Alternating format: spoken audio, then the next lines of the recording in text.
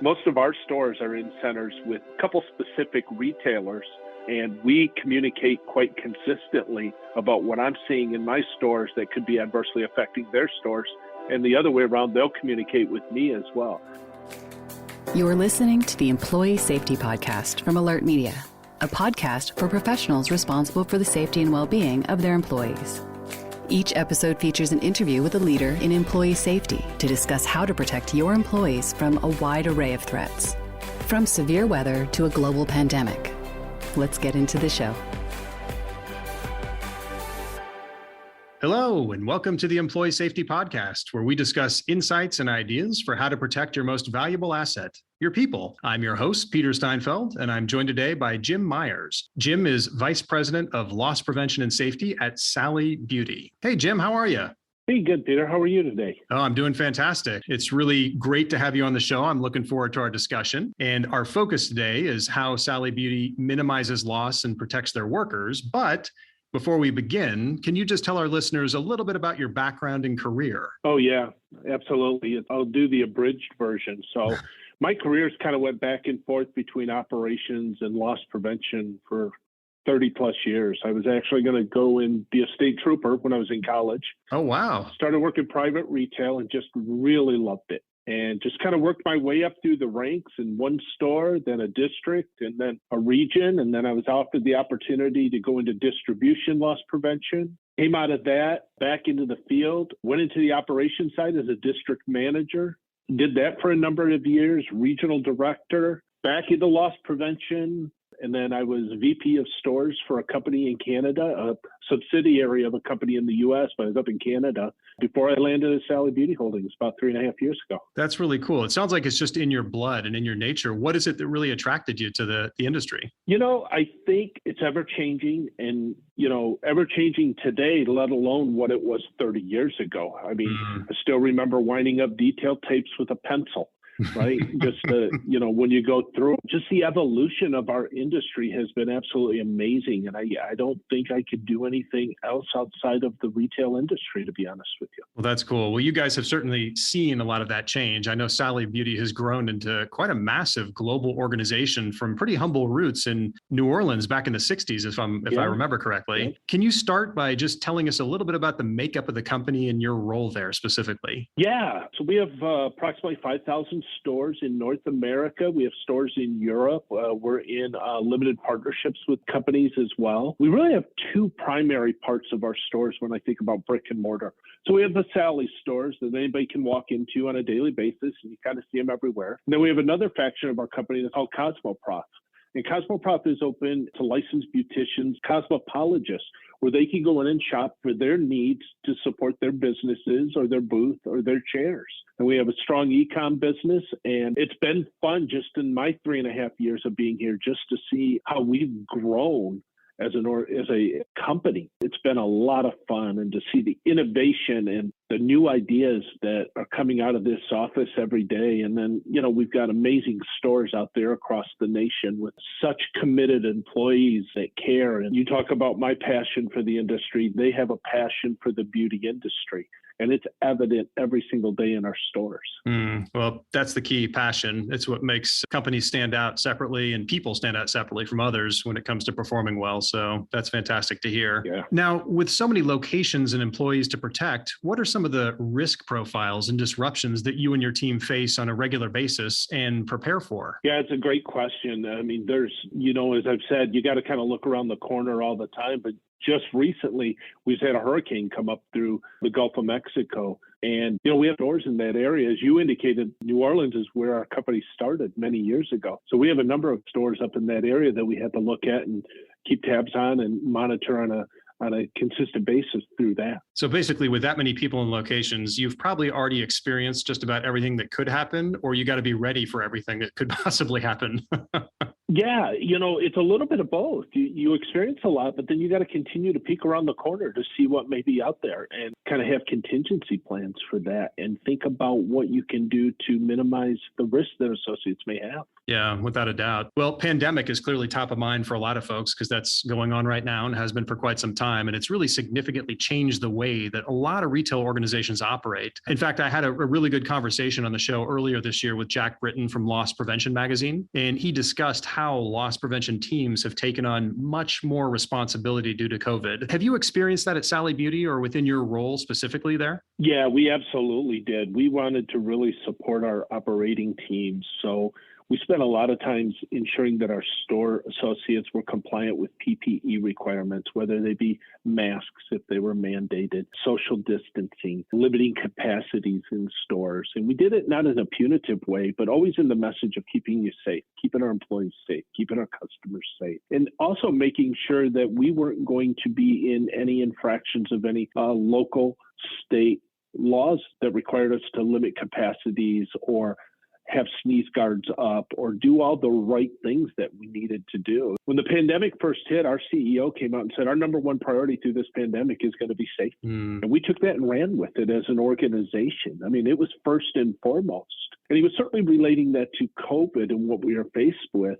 But I extrapolated that out and I said, okay, if we're going to be focused on safety, we're going to be focused on safety all the way around. And whether it be other events that are taking place in our stores. And we did a number of things. Like I said, we did the PPE observations of our stores to make sure we were compliant.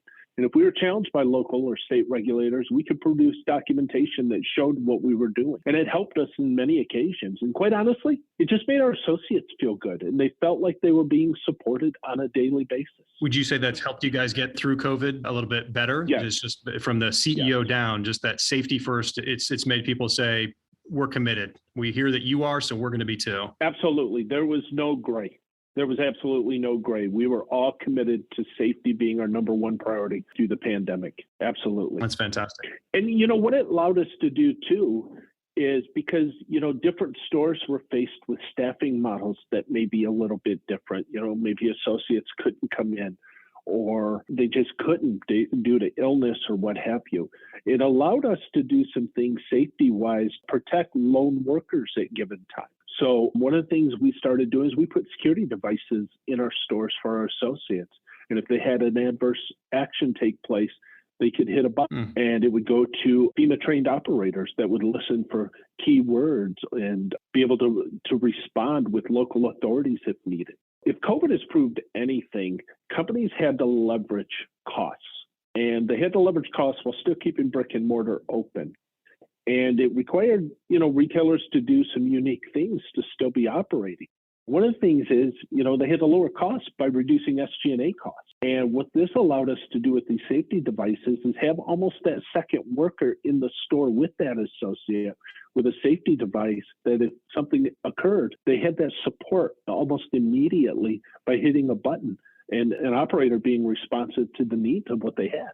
Yeah, I mean, that's clearly one disruption, COVID. There's other things you mentioned before, like natural disasters, civil disruptions. What are some of the other mitigation strategies you use to deal with those kind of challenges? Yeah, so, we've been, you pay a lot of attention to the fires that are happening out in California and staying in tune to that and knowing how close fires are to our stores and what associates may be impacted. We've had stores before where you open the front door and you can see the fires right up on the mountainside. Wow. And making sure we're staying in touch with local leadership to provide any support that they may need. The civil disruption that took place a couple years ago, we had stores impacted by that, and being able to work with law enforcement and being able to monitor those stores overnight through our remote CCTV systems. And being able to tell a store manager, hey, you can't go to your store tomorrow morning. It's not safe. We're going to work to get you in there, but right now is not the time to be in there. And just giving them that peace of mind that somebody has their back. And we spent a lot of time doing that last summer, as you can imagine. It allowed us to do a couple things as well that I should talk about. When COVID hit, just like in most retailers, we developed a COVID playbook. So we gave, it's a color by numbers for our stores, how to respond to marking their floors, social distancing, all those pieces that went into creating, I would say, consistency and sustainability across our organization with that playbook. And we did the same thing with civil unrest. We had a team up here. We met on a daily basis to talk about what we were faced with, what we were experiencing, and getting all the pieces in play to be able to respond to those stores and those cities where events took place. We've had situations where we've had in some centers active shooters, not in our buildings, but in other buildings, and making sure those protocols are in place for those associates to be safe and locked down the right way. It's as complicated of a business today than I think it's ever been. And I think you've always got to be looking around that corner for what could be a pending impact to your business. And I think you got to consistently be doing that, or you're going to get behind. Yeah, everything you've talked about so far just talks about essentially the importance of communication, because you don't know what's coming around the corner. You have to rapidly adapt to whatever that change is. And the best way to do that is to communicate quickly. So with that in mind, how does communication tie into your role at Sally Beauty, and what aspects of communication do you value most? To me, you said it, it's about speed, it's about accuracy, and it's about knowledge. So, the information isn't good if it comes fast, but it's inaccurate. So you almost have to validate the information you're getting. And I try and do that with peers in the industry. I may call a peer or text them and say, hey, we're hearing this. Are you hearing this? Yeah, we're hearing the same thing. Okay, great. So now we can kind of help each other to a certain degree. Most of our stores are in centers with a couple specific retailers, and we communicate quite consistently about what I'm seeing in my stores that could be adversely affecting their stores. And the other way around, they'll communicate with me as well. So it's speed, accuracy, and it's having knowledge of your peers in the industry and how to leverage them. It is so important that you have to have that network out there of people that you can rely on, because you can't have eyes everywhere. But between 3 or 4 or 5 of you may have eyes everywhere based on where their foothold is of brick and mortar buildings as well. So it is so important. It's one of the things I love about our industry. It's not a us versus them mentality. When we need to come together, we certainly do as an industry, and it's perfect. You get to see it on a regular basis through certain calls that we're on together as well, how we share information to keep each other whole and keep each other protected. Yeah, no, super valuable. I guess a lot of people don't know how important that pre-planning and networking is to having better outcomes when something bad happens. So if you had to put a number on it, like a percentage, how much time do you think you spend every week just thinking about networking and making sure you've got eyes everywhere? Oh, that's a great question. That is a great question. I would tell you probably 20 to 25% of my time at minimum is, if I'm not thinking about it, I'm putting the thoughts into my team's mind about, hey, reach out to so-and-so. They have a store in that area. Or reach out to this person. They have an expertise in this area. And it probably is at another retailer, because you've got those resources out there, so utilize them the same way I would answer their questions if they came to me. So it's probably even guiding my team of where their resources are as well, because they just may not have that institutional knowledge of fill in the blank retailer. So you spend a lot of time thinking about that, or I'll come across something that I just haven't experienced before, but I know one of my peers in the industry has. I'll call them. Give me your thoughts on this. I think that's important to do. Yeah, without a doubt. So I'll encourage everyone listening that as you think about your business continuity plans, your disaster recovery plans, just make sure you have a big network. It is a team effort when things go bad, and you've got to rely on those folks. Yeah, we saw it last year, Peter, quite extensively during the civil unrest. I remember being at home one night watching TV, watching one of the news networks, and I saw one of my peers' buildings being looted. And I texted him and said, hey, I'm watching it on TV. And he's like, yeah, so am I. And I'm like, what do you need? What can we do to support you? You can't operate in a vacuum. It is way too complicated today. By the way, that person who's adversely affecting me is adversely affecting my peers out there. Yeah. It's about keeping people safe at the end of the day. We got to get that person off the street who could be dangerous. Well, when it comes to employee safety in general, what's most important to you, both from your individual perspective as a safety leader, but also within the culture at Sally Beauty? Yeah, I've told people this story a lot. My 17-year-old daughter got a part-time job this past year, and it was her first job. And I was happy for her, but being in this industry a long time, there's probably nothing I haven't seen. So the dad in me is like, oh no, like I'm a little nervous. Mm-hmm. And she worked there part-time. It was a very safe place. It was a good place. Don't get me wrong. But it just makes me think about the fact that I hope somebody is paying attention to my 17-year-old daughter in that company. And I have the same obligation with our associates. That is somebody's daughter, somebody's spouse, somebody's brother working in one of our stores or our distribution centers or our home office. Let me be clear. I take that responsibility the same way I hope somebody is taking my daughter's responsibility to their company. So that is paramount for me. And something I think about every single day. And now your question about how much % of my time do I think about my peers in the industry, 20, 25%. I think about an associate safety 100% of the time. It is the first and foremost thing on my mind every single day. Now, a lot of organizations kind of pay lip service to that, or it seems like it. So how do you make sure that the employees actually know that you mean what you say? I tell them. I'll get on district calls, region calls. I go to stores. If we know of something happening in a center, I will partner with operations, our real estate area, and say, we can't operate here. We've got to change. We need to put some controls in place. We need to do something different. It's one reason why we rolled out the lone worker safety devices to keep our associates safe. We send those out. There's not a lot of internal hurdles you got to go through to get one of those. We want people to be safe. And then it's just partnership and collaboration, whether it's our operations partners, our real estate partners, our facilities partners. I'll do almost anything to ensure one of our associates is safe. And we do that on a continuum. And I will tell you, I don't need that. I'm hoping that doesn't sound like it's a battle here. Everybody is aligned.